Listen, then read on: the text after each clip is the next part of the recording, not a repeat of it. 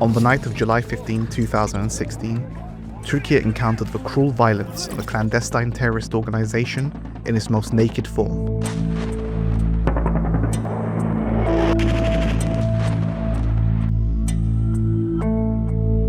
For the first time in the Turkish Republic's history, putschist soldiers opened fire on the citizens they had sworn to protect and dropped bombs on the parliament housing elected MPs.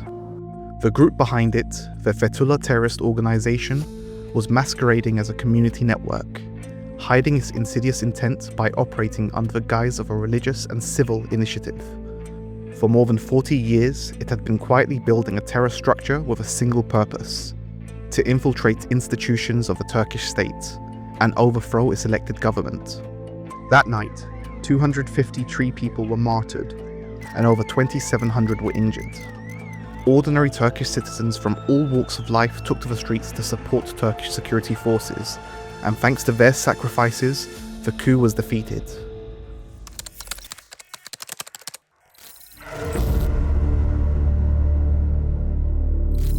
FETO is not a conventional terrorist organization. It did not seek territory or fight through traditional paramilitary formations. Instead, it aimed for ideological obedience and strived to establish de facto control over the Turkish state by building a parallel one.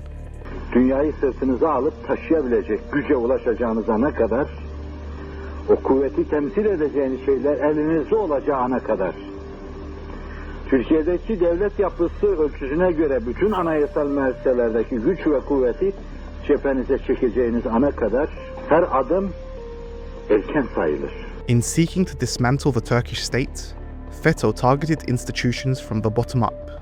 By compromising national civil service and security academy entrance exams, the group systematically distributed leaked answer keys to its followers. This orchestrated fraud enabled their cadres to infiltrate the judiciary, the police force and the military, so that loyalists, not those who were actually qualified, would fill critical state posts. Meanwhile, the group actively targeted people who stood in the way by forging evidence to imprison them, and silenced those who investigated the network.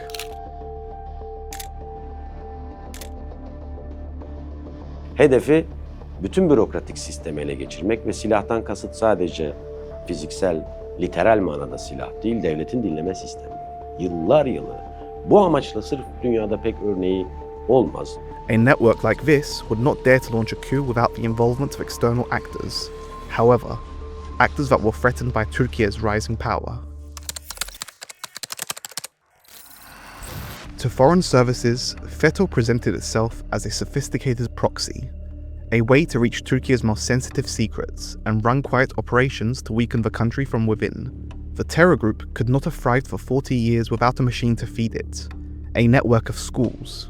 At its peak, it operated more than 2,000 educational institutions across 160 countries, and controlled assets valued between $20 and $50 billion. But the schools were never about philanthropy, as they claimed to be. They were a recruitment ground and had deep roots inside the United States. Through exploiting the US charter school program, the group came to run several hundred publicly funded schools, turning taxpayer dollars towards FETO's purposes. Much of that money was systematically used to bring Turkish nationals into the country as so-called teachers. In a single year, more skilled worker visas were issued to the staff of these schools than to Google employees. These schools were also used as active intelligence assets. Osman Nuri Gündeş, former head of the Istanbul branch of Turkish intelligence, wrote in his 2010 memoirs that 130 CIA officers were sheltered at these schools, under the codename Bridges of Friendship. Bizi dinleyen bütün ülkelerdeki vatandaşlar vakit ayırsınlar.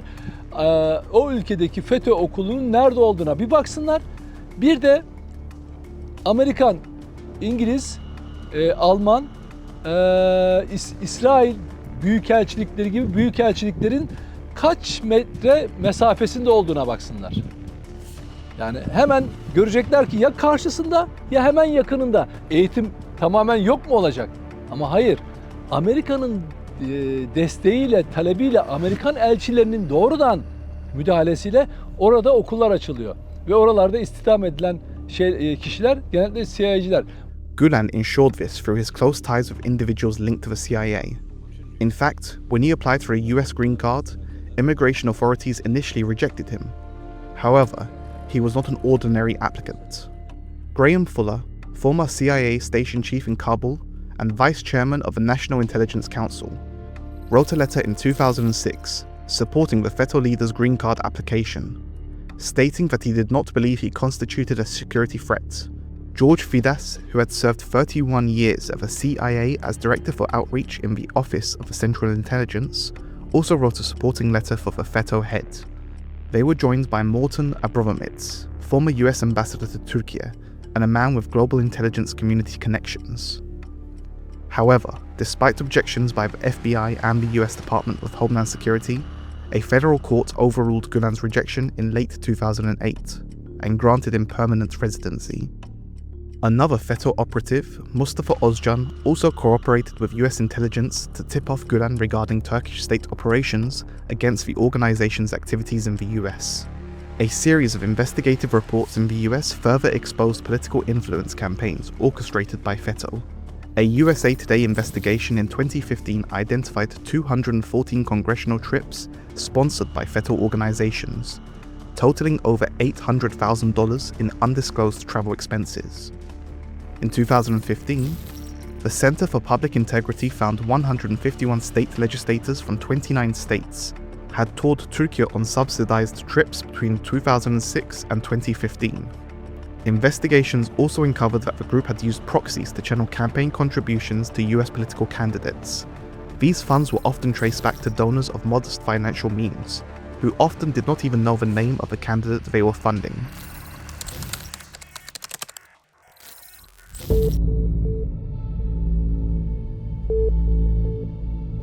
FETO's connections extend beyond the US. In January 2015, Turkish President Recep Tayyip Erdogan revealed the group's deep collaboration with Israel's intelligence agency, Mossad. From the illegal wiretapping of high-level state communications to leaking classified intelligence footage, FETO cooperated with Mossad in operations designed to breach Turkish national security. Reports also suggest that FETO aligned elements within the Turkish police and judiciary weaponized this intelligence through a conspiracy aimed at discrediting the leadership of Turkish intelligence. Intelligence reports even reveal that Cemal Usak, the head of a major FETO-linked foundation, had held a 2-hour meeting with 2 Mossad operatives in Istanbul shortly before he fled the country. The convergence was simple. Mossad sought to diminish the work of Turkish intelligence abroad. FETO sought to undermine Ankara's intelligence structure to capture the Turkish state. Between 2022 and 2025, the Turkish Counterintelligence Service, MIT, dismantled multiple Mossad operatives in Türkiye. In one joint MIT and Istanbul police sweep, several captured Mossad assets were revealed to be former police officers who had been purged for their FETO ties. One of them, Ismail Kaya, was acting as a Mossad operative. He was found to be involved in cover-ups for FETO, including the suspected assassination of 15 politicians in a helicopter crash, including Great Unit's party chairperson, Muhsin Yazıcıoğlu. Providing evidence against FETO has never been the issue. Türkiye repeatedly delivered extradition requests to US authorities that contained damning reports. What stood in the way was Gülen's influence. Years of lobbying had brought him a network of friends among American officials, institutions, and academics, leading up to the attempted coup on July 15. An NGO tied to FETO, with Gülen as his honorary president, hired the Podesta Group to lobby Congress against Türkiye in May 2016. In spite of the shocking events of July 15, the FETO leader was not extradited from the US. He continued to manage FETO from Pennsylvania until his death in 2024. The same pattern held in Europe, especially in Germany. Berlin became a sanctuary for FETO leadership, hosting high-profile fugitives who fled Türkiye after the failed coup attempt. German authorities prevented their own intelligence service, BND, from naming the group a terrorist threat, despite the volume of evidence of terrorist activities provided by the Turkish Foreign Ministry. At the 2017 Munich Security Conference, then Chief of Turkish Intelligence Hakan Fidan handed his German counterparts a list of more than 300 names and 200 FETO-linked organizations still active in Germany. Instead of taking action, German intelligence passed the list on to the police, who did no more than warn the individuals on the list. Berlin later accused Türkiye, but not FETO, of espionage and intelligence activity on its soil. By 2018, Germany finally corrected its tone in foreign ministry reports, describing FETO as resembling an organized crime group. Yet, German administrations have continuously failed to acknowledge the terror group's role in the attempted coup. To this day, no NATO or EU member has designated FETO as a terrorist organization. Bugüne kadar Amerika'dan işte 500-600 civarında FETÖ'cü iadesini istedik. Bir kişiyi hakkında soruşturma açtılar mı ya da iade ettiler mi? Ya da Almanya'dan 700 civarında bir kişi hakkında soruşturma açılıp iadesi olabildi mi? Hayır. Neden? Çünkü hala ciddi bir şekilde bu şemsiyenin altında, Batı'nın şemsiyesi altında korunmaya devam ediyor. But FETO is not a ghost of the past. It is still a functioning terrorist network, operating across multiple continents, even after the death of its leader. Yani bulunduğu yerin tam bir istihbarat örgütlenmesinden bahsediyoruz. Ama içinde hem terör faaliyeti var, hem istihbarat hem operasyon yapılanması var. Aynı zamanda çok ciddi bir algı operasyonu yürüten gerek konvansiyonel gerek dijital mecrada bir zemini var. Şimdi dolayısıyla karşımızda basit bir terör örgütü tanımının çok ötesinde bir yapı var. The question now is, will the world continue shielding and supporting a shadow organization attempting to destabilize and hijack a sovereign state? Because it's no longer just Turkey's security that's at stake. The network has spread its roots worldwide.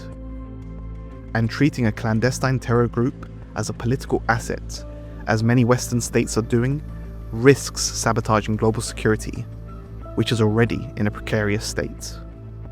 Bu soru bağlamında son cümle. Ama tehdit devam etmektedir. Küresel olarak dünyanın her yerinde değişik biçimde tehdittir.